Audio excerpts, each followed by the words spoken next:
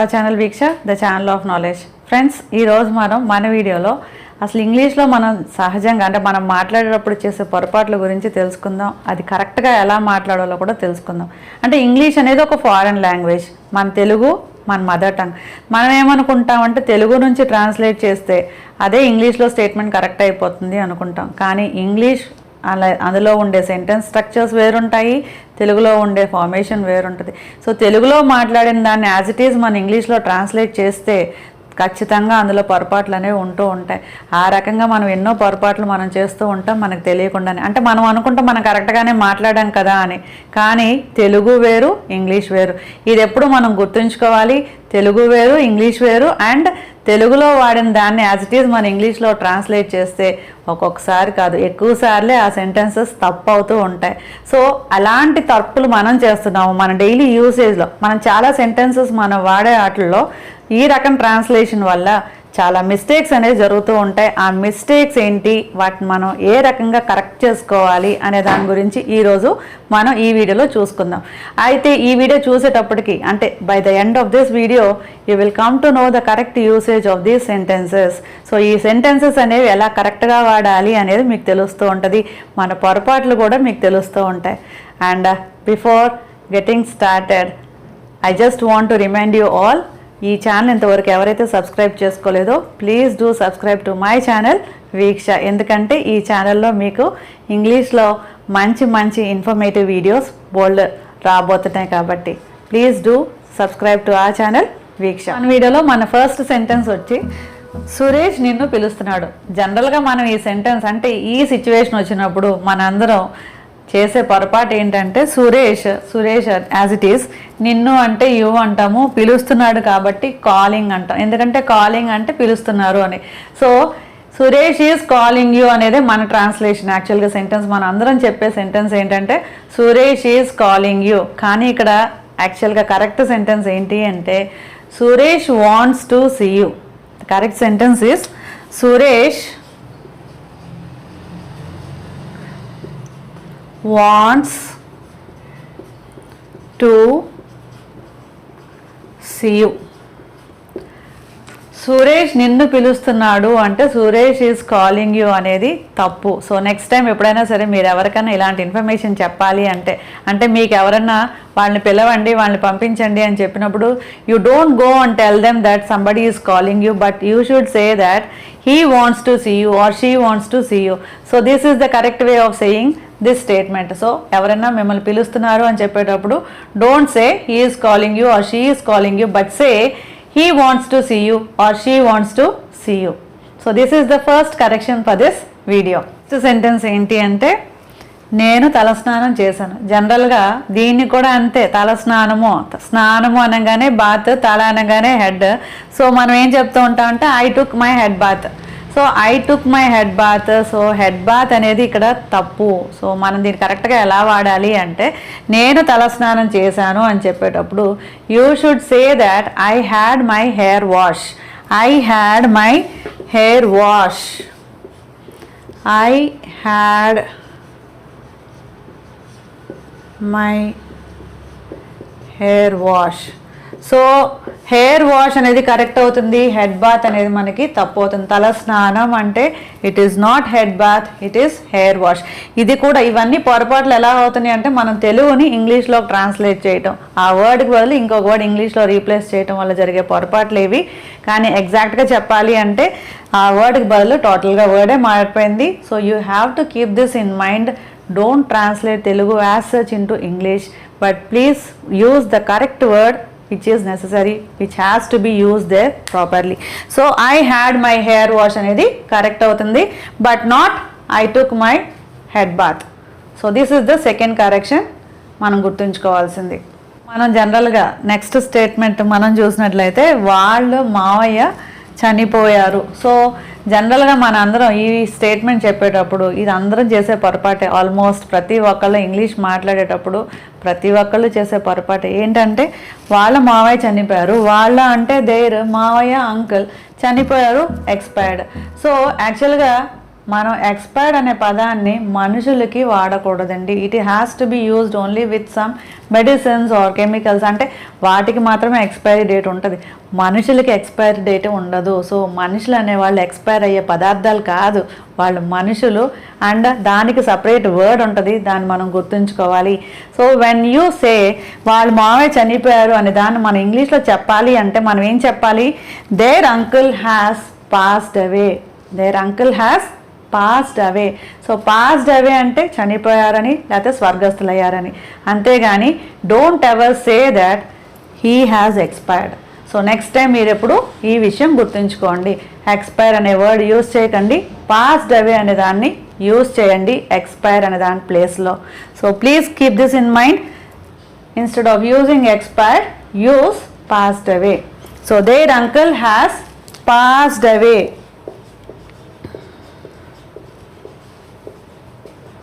ఎందుకంటే ఎక్స్పైర్ అనే వర్డ్ మనం మెడిసిన్స్ కానీ లేకపోతే కెమికల్స్ కానీ వాటికి మాత్రమే ఉపయోగించే word. It is not to be used with human beings or live animals. So next time ఇది గుర్తుంచుకోండి, their uncle has passed away. Next sentence చూసుకున్నట్లయితే, ఎక్కడికన్నా మనం వెళ్ళినప్పుడు ఆ రూమ్లో కనుక ఇంకా కూర్చోటానికి ప్లేస్ లేదు అంటే ఆ రూమ్ అంతా ఫుల్ అయిపోయింది, ఇంకా మనకి ఎక్కడ అక్కడ కూర్చోటానికి కానీ లేకపోతే ఇంకో చైర్ వేసుకోవటానికి కానీ ప్లేస్ లేదు అని చెప్పేటప్పుడు మనం ఖచ్చితంగా చెప్పే స్టేట్మెంట్ ఏంటంటే, there is no place in the hall.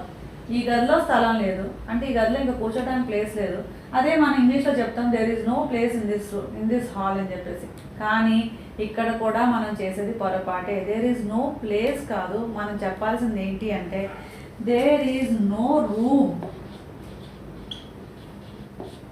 No room అంటేనే ఇక్కడ అర్థం ఏంటంటే ఇంకా మనం కూర్చోడానికి అక్కడ ప్లేస్ లేదు. అంతేగాని ఇంగ్లీష్లో రూమ్ అంటే తెలుగులో మనం గది అన్నట్టు ఇక్కడ ఇంకో గది లేదు అని కాదు, ఇక్కడ ఇంకా కూర్చోడానికి స్థలం అనేది లేదు. సో రూమ్ అంటే ఇక్కడ స్థలం అనేది లేదు, ఖాళీ స్థలం లేదు అని చెప్పడం, అంతేగాని గది అని కాదు. సో నెక్స్ట్ టైం కనుక మనం చెప్పేటప్పుడు అంటే కూర్చోడానికి ప్లేస్ లేదని కానీ లేకపోతే అసలు రూమ్ అంతా టైట్లీ ప్యాక్డ్, ఇంకెక్కడ ఏమీ ఛాన్సే లేదు మనం అకామిడేట్ అవ్వటానికి అని చెప్పేటప్పుడు మనం గుర్తుంచుకోవాల్సిన word there is no room in this hall. There is no room in this hall అనాలి కానీ there is no place in this hall అని చెప్పకూడదు. So please make this correction and use the statement correctly next time. Statement మనం చూసినట్లయితే, ఆమెకు fruits ఇష్టం లేదనుకుంటా. So అంటే మీరు అనుకుంటున్నారు తనకి ఇష్టం లేదు అని, అంటే you mean you are thinking, మీరు ఆలోచిస్తున్నారు, మీరు అనుకుంటున్నారు. సో వెంటనే అనుకుంటా అనగానే you will write this word think. I think ఏంటి అనుకుంటున్నారు మీరు? She doesn't like fruits. ఆమెకి ఫ్రూట్స్ ఇష్టం లేదనుకుంటా. So translation will be I think she doesn't like fruits. కానీ మనం చేయాల్సిన కరెక్షన్ ఎక్కడ అంటే I don't think she likes fruits. ఇక్కడ థింక్ ముందు మనం you should say I don't think she likes fruits. అంటే తనకి ఫ్రూట్స్ ఇష్టం లేదనుకుంటా అనే విషయాన్ని మీరు ఈ రకంగా కరెక్ట్గా చెప్పినట్లు అవుతుంది. So here you should say I don't think. ఇక్కడ మనం షీ డజంట్కి బదులు I don't think she likes fruits. So ఆమెకి ఫ్రూట్స్ ఇష్టం లేదనుకుంటా అనే దాన్ని మనం కరెక్ట్గా ఎలా చెప్పాలి? I don't think she likes fruits. The same way ఏది చెప్పాలన్నా సరే, ఆయనకి క్రికెట్ ఇష్టం లేదనుకుంటా. So you can say I don't think he likes watching cricket. So this is the way you should say this statement correctly. So ఆమెకి ఇష్టం లేదనుకుంటా, అతనికి ఇష్టం లేదనుకుంటా అని చెప్పేటప్పుడు don't ever say I think he doesn't like watching cricket, I think he doesn't like fruits. ఇలా కాకుండా just say I don't think she like fruits, I don't think he likes watching cricket. So ఈ రకంగా మీరు మీ సెంటెన్స్ని correct చేసుకోండి. Next sentence, ఈ రోజు temperature ఎంత. So ఈ సెంటెన్స్ అనేది కరెక్షన్ చాలామంది దాంట్లో ఉండనే ఉంటుంది, ఎందుకంటే చాలామంది చేసే పొరపాటులో ఇదొకటి.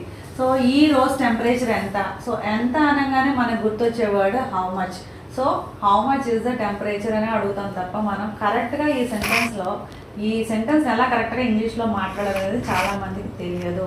సో దీన్ని కరెక్ట్గా ఎలా వాడాలి అంటే ఈ రోజు టెంపరేచర్ ఎంత అన్నప్పుడు మనం హౌ మచ్ అనేది యూజ్ చేయకూడదు. So what should we use, ఇక్కడ మనం ఏం వాడాలి అంటే what is the temperature.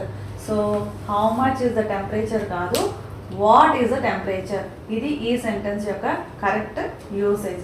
So next time మీరు ఈ క్వశ్చన్ అడిగేటప్పుడు don't say how much is the temperature but just ask what's the temperature. So మన యూసేజ్లో మనందరం చేసే పొరపాటు ఎక్కడ అంటే ఏదైనా విషయం గురించి నేను అదే చెప్పాను, నేను చెప్పింది అదే అని చెప్పేటప్పుడు మనం మాట్లాడే సెంటెన్సెస్ ఏవైతే ఉంటాయో అంటే దాన్ని మనం ట్రాన్స్లేట్ చేసినప్పుడు మనం చేసే పొరపాటే ఇప్పుడు మనం డిస్కస్ చేయబోయే నెక్స్ట్ మిస్టేక్. అదే చెప్పాను ఆమెకు గర్వం ఎక్కువ. సో అదే చెప్పాను అనగానే that only I said, so that only she is very proud. కానీ ఇక్కడ దీని ట్రాన్స్లేషన్ ఇది తప్పు. సో మనం దీన్ని ఎలా మాట్లాడాలి అంటే that was what I said, she is very proud. That was what I said, she is very proud. So ఈ దట్ ఓన్లీ అనే దానికి బదులుగా మనం ఏం చెప్పాలి, that was what I said, she is very proud. So next time మీరు చెప్పేటప్పుడు నేను అదే చెప్పాను అని చెప్పేటప్పుడు మీరు సెంటెన్స్లో కనుక అలా వాడేటప్పుడు you just keep this in mind, that was what I said. So not that only అని వాడటం మానేయండి. Instead use the correct way of saying this, that was what I said. Next మనం డిస్కస్ చేయబోయే ఎర్రర్ ఏంటంటే మనం ఏదైనా schedule గురించి మాట్లాడేటప్పుడు లేకపోతే ఏదైనా ఒక టైం టేబుల్ గురించి జరిగే పనుల గురించి మాట్లాడేటప్పుడు మనం ఎప్పుడూ జనరల్గా చేసే మిస్టేక్ ఏంటి అంటే విల్. ఫర్ ఎగ్జాంపుల్ ఇక్కడ చూడండి, క్లాస్ ఇంకొక 10 minutesలో స్టార్ట్ అవుతుంది అంటే క్లాస్ ఇంకో 10 minutesలో స్టార్ట్ అవుతుంది అంటే అది ఫ్యూచర్లో జరగబోతుంది. కాబట్టి మనం జనరల్గా ఏమంటాము అంటే class will begin in another 10 minutes అంటే నెక్స్ట్ 10 minutesలో క్లాస్ స్టార్ట్ అవుతుంది అని మన ఉద్దేశం. ఇంకా స్టార్ట్ అవ్వలేదు కాబట్టి. కానీ ఎప్పుడైనా సరే మనం ఇలాంటి స్కెడ్యూల్ గురించి మాట్లాడేటప్పుడు ఒక టైం టేబుల్ ప్రకారం జరిగే వాటి గురించి మాట్లాడేటప్పుడు మనం ప్రెజెంట్ టెన్స్ వాడాలి. సింపుల్ ప్రెజెంట్ టెన్స్ అనేది యూజ్ చేయాలి. Like the class begins in 10 minutes అంటే క్లాస్ ఇంకో 10 minutesలో స్టార్ట్ అవుతుంది. అలాగే ఇప్పుడు రైల్వే స్టేషన్ అనౌన్స్మెంట్స్ మీరు వినుంటే ట్రైన్ ఈజ్ అరైవింగ్ అంట. ట్రైన్ ఈజ్ అరైవింగ్ కాదు, train arrives in another 10 minutes. So train అనేది ఇంకో 10 minutesలో వస్తుంది అని. ఫ్లైట్ లీవ్స్ ఎట్ 12 o'clock అంటే ఫ్లైట్ 12 o'clock లీవ్ అవుతుంది అని. They don't say flight will leave at 12 o'clock అని చెప్పరు, but they say the flight leaves at 12 o'clock. So ఈ రకంగా మనం ఒక స్కెడ్యూల్ గురించి కానీ ఒక టైం టేబుల్ గురించి కానీ మనం మాట్లాడేటప్పుడు we should never use will. Class will begin కానీ ఫ్లైట్ విల్ లీవ్ కానీ ట్రైన్ విల్ అరైవ్ అని కానీ ఇలా వాడకూడదు. But you should just use the simple present tense of the verb. So the sentence now will be class begins in 10 minutes. So the class begins in 10 minutes అనేది correct statement అవుతుంది. So next time మీరు ఇలాంటి వాటి గురించి మాట్లాడేటప్పుడు ఖచ్చితంగా గుర్తుంచుకోండి, don't say will begin or is beginning, just say class begins. Next correction, ఆయన మా ఇద్దరికి ఫ్రెండ్ అంటే నాకు ఫ్రెండ్ ఆయనకి ఫ్రెండ్. సో మా ఇద్దరికి కామన్గా ఫ్రెండ్ కాబట్టి మనం ఇంగ్లీష్లో దాన్ని సింపుల్గా ట్రాన్స్లేట్ చేసి he is our common friend అంటాం. But friends, it is not common friend, it is mutual friend. అంటే తనకి ఫ్రెండ్ నాకు ఫ్రెండ్, మా ఇద్దరికి కూడా ఫ్రెండ్ అని చెప్పేటప్పుడు మనం యూజ్ చేయాల్సిన వర్డ్ కామన్ కాదు but mutual. So you should use mutual instead of common. So he is our mutual friend. Mutual friend అంటే మా ఇద్దరికి కూడా ఆయన ఫ్రెండ్ అని, అంతేగాని కామన్ ఫ్రెండ్ అంటే కరెక్ట్ కాదు, అది తప్పు. So stop using this word he is our common friend, but instead use he is our mutual friend. So mutual అనే వర్డ్ గుర్తుంచుకోండి, కామన్ అనే వర్డ్ డిలీట్ చేసేయండి. So this will be the correct usage of this statement. Next correction ఏంటి అంటే జాగ్రత్తగా ఉండు లేకపోతే నీకు జలుబు చేస్తుంది. సో జనరల్గా జలుబు అంటే మనందరికీ తెలిసింది కోల్డ్. కానీ మనం ఎప్పుడూ కూడా కోల్డ్ అనేటప్పుడు మనం గుర్తుంచుకోవాల్సింది ఏంటి అంటే జలుబు చేస్తుంది అని చెప్పేటప్పుడు మనం యూజ్ చేయాల్సిన వర్డ్ హ్యావ్ కాదు, క్యాచ్. సో జాగ్రత్తగా ఉండు అంటే బీ కేర్ఫుల్, లేకపోతే నీకు జలుబు చేస్తుందంటే or you will have a cold. కానీ ఇక్కడ you will have a cold కాదు, you will catch a cold. So హ్యావ్కి బదులు మనం గుర్తుంచుకోవాల్సిన word catch. So keep this in your mind, be careful or you will catch a cold, not have a cold. So the correct usage of this statement will be catch a cold but not have a cold అనే దాన్ని మీరు delete చేసేయండి. These are the 10 common mistakes that we do in our daily usage. అంటే మనం జనరల్గా రోజు చేసే పొరపాట్లలో ఇవి ఖచ్చితంగా చాలా ఎక్కువ మంది చేసే పొరపాట్లు. ఈ పొరపాట్లన్నీ ఇక మీద మీరు చేయరు, మీరు కరెక్ట్గా మాట్లాడతారని ఆశిస్తున్నాను. Because I hope that this video has made it all clear for all of you, so that next time you will not repeat this. And ఈ వీడియో కనుక మీకు నచ్చినట్లయితే లైక్ చేయండి, షేర్ చేయండి, and please do subscribe to our channel Veeksha. Please like చేయటం మాత్రం మర్చిపోవద్దు, because మీరు లైక్ చేసిందే it gives a lot of motivation to all of us. And please do post your comments in the comment section. Thank you for watching our channel వీక్ష.